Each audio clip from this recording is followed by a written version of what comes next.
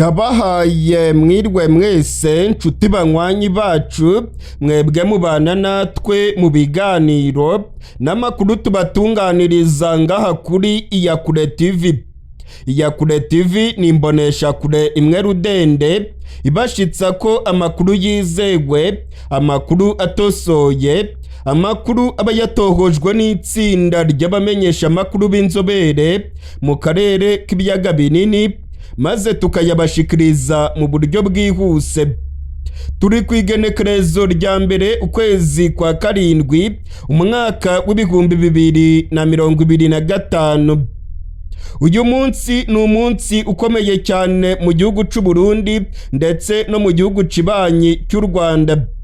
Uyu munsi w'igenekerezo rya mbere ukwezi kwa karindwi ni umunsi w'ubwigenge mu gihugu cy'u Rwanda ndetse n'umunsi wo kwikukira kw'igihugu cy'u Burundi. Igenekerezo rya mbere ukwezi kwa karindwi umwaka w'igihumbi kimwe amajana 962 igihugu cy'u Burundi cyararonse independence kigobotoye ubukoroni bw'igihugu cy'Ububirigi. Ni nako byagenze ku gihugu cy'u Rwanda ku igenekerezo rya mbere ukwezi kwa karindwi umwaka w'igihumbi kimwe amajana 962. U Rwanda rwararonse ubwigenge rwigobotoye ubukoroni bw'igihugu cy'Ububirigi. Kuri uyu munsi rero Iyakure TV iripfurije abanywanyi bacu bose bari mu Burundi umunsi mwiza wo kwikukira kw'igihugu cy'u Burundi.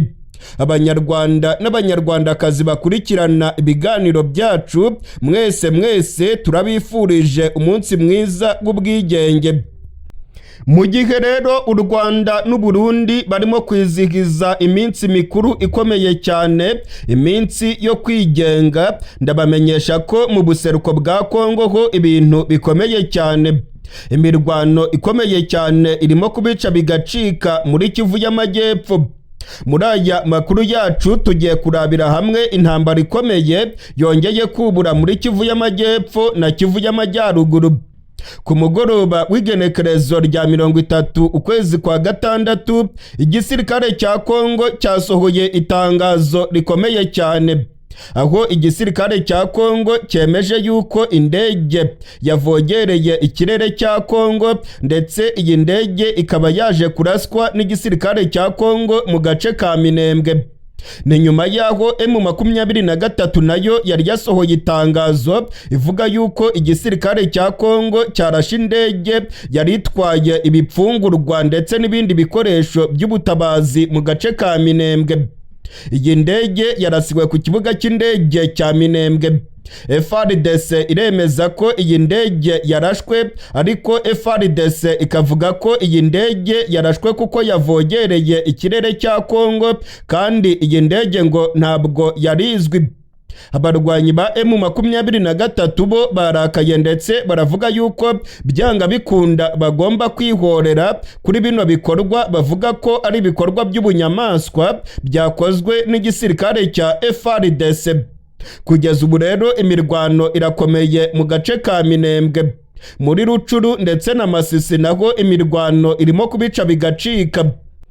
Amakuru yizewe arimo kutugeraho aremeza ko kuva mu gatondo k'igenekerezo rya mbere imirwano ikomeye cyane mu gace ka Minembwe, ndetse amakuru aremeza ko indege z'intambara za FARDC zongeye kurasa ku barwanyi batwirwaneho n'abandi basivile b'abanyamurenge baherereye mu gace ka Minembwe. Ni imirwano yubuye nyuma yaho FARDC ku munsi w'ejo yarashe indege y'abarwanyi ba M23 hariya mu gace ka Minembwe. M23 yasohoye itangazo ivuga yuko iyi ndege ari indege ya gisivile yari itwaye ibipfungurwa ndetse n'ibindi bikoresho by'ubutabazi birimo imiti ndetse n'ibindi bikoresho by'ibanze. Iyi ndege ngo yari iri ku kibuga cy'indege cya Minembwe. M23 ikavuga yuko FARDC yakoresheje indege zayo za Sukoyi ndetse na za drone z'intambara, maze ikarasa iyi ndege y'ubutabazi. Mu itangazo rya M23 bavuga yuko ibipfungurwa byinshi byangiritse, imiti yari igiye mu gace ka Minembwe nayo ikaba yarangiritse mu buryo bukomeye. M23 muri iri tangazo ryayo ivuga yuko ibi bikorwa by'ubugizi bwa nabi byakozwe na FARDC bitazagenda ubusa, ngo nta kabuza M23 izahana FARDC. Nyuma yaho M23 ivuze yuko igisirikare cya Congo cyarashe indege y'ubutabazi, igisirikare cya Congo nacyo cyahise gisohora itangazo rikomeye. Igisirikare cya Congo mu itangazo cyashyize ahagaragara ku mugoroba w'igenekerezo rya 30 ukwezi kwa gatandatu kiravuga yuko indege itarigeze imenyekana yavogereye ikirere cya Congo kandi ikajya mu gace kaberamo imirwano. Abashinzwe umutekano w'ikirere cya Congo ngo bafashe ingamba zikomeye maze bahagarika iyi ndege. Igisirikare cya Congo kikavuga yuko ingamba zose zo gucungera umutekano w'ikirere cya Congo zafashwe kandi ngo iyi ndege nta nimero yari ifite ndetse ngo nta nubwo yigeze yimenyekanisha mbere yo kwinjira mu kirere cya Congo. Nta kindi rero FARDC yakoze, iyi ndege yararashwe. Igisirikare cya Congo kikavuga yuko ibingibi ngo bigomba kwerekana yuko umutekano ugomba gucungerwa neza mu bice byose birimo kugenzurwa n'igisirikare cya Congo. Nubwo igisirikare cya Congo kivuga ko iyi ndege yavogereye ikirere cya Congo ataburenganzira ndetse idasabye n'uruhushya, abarwanyi ba M23 bo bavuga ko ngo iyi ndege yari indege y'ubutabazi kandi ngo yari izwi n'ubutegetsi bwa Congo. Ibingibi rero bigashyira urujijo mu bakurikirana aya makuru. M23 ivuga ko ari indege y'ubutabazi, ariko amakuru atangazwa n'amasoko yacu muri FARDC ndetse no mu butegetsi bwa Kisekedi yemeza ko ngo iyi ndege yari irimo bimwe mu bikoresho byari bigiye gufasha abarwanyi batwirwaneho, ndetse ngo iyi ndege ikaba yari igiye no gutwara visi guverineri wa Kivu y'Amajyepfo ngo imuvane mu gace ka Minembwe imwerekeze mu mujyi wa Bukavu. Ngo ntabwo rero ibyo M23 ivuga ari byo. Kugeza ubu rero impande zombi zikomeje guterana amagambo. M23 iravuga ko indege y'ubutabazi yarashwe, FARDC ikavuga ko indege itazwi yavogereye ikirere cya Congo ikaraswa. Ibingibi kandi FARDC ibifitiye uburenganzira mu gihe indege ivogereye ikirere cy'ikindi gihugu ntiyimenyekanishe, igomba kuraswa byanga bikunda nta kabuza. Ubungubu rero nyuma yaho iyi ndege ya M23 irashwe, ndababwiza ukuri ko ibintu byongeye kudogera. M23 yariye karungu ndetse irimo gukubita agatoki ku kandi iravuga ko byanga bikunda igomba kwihorera. Kuva mu gatondo k'irigenekerezo rya mbere imirwano irimo kubica bigacika muri teritwari ya Fizi mu gace ka Minembwe. Igisirikare cya Congo kirimo gukoresha indege z'intambara ndetse amakuru atugeraho aremeza ko abarwanyi batwirwaneho barimo gukora ibishoboka byose ngo bahangane na bino bitero bya FARDC. Imirwano rero irimo kubica bigacika. Iyi mirwano kandi yongeye kubura nyuma y'iminsi 3 gusa amasezerano y'amahoro ashyizweho umukono hagati y'u Rwanda ndetse na Repubulika ya Demokarasi ya Congo.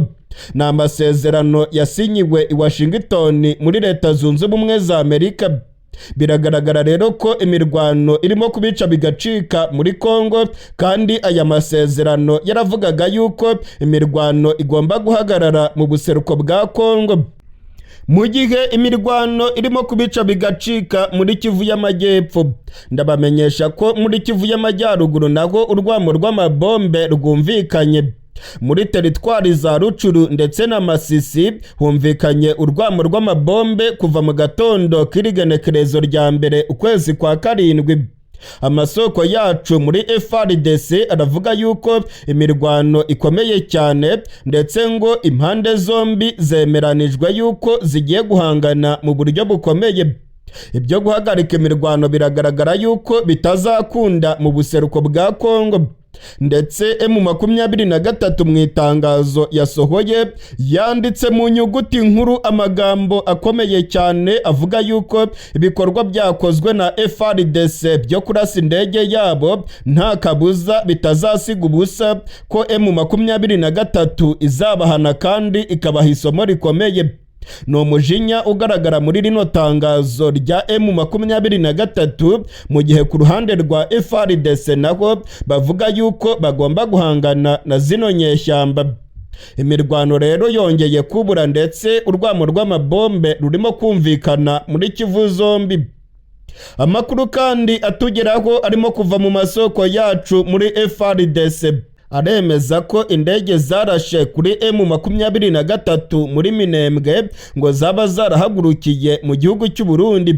Hari amasoko yacu mu gisirikare cy'u Burundi nayo yemeje aya makuru. Indege za Sukoyi ndetse na drone z'intambara zarashe Minembwe ngo zahagurukiye ku kibuga cy'indege i Bujumbura. Ibingibi rero bikongera kwerekana uruhare rw'igihugu cy'u Burundi mu gufatanya na FARDC mu kurwanya M23.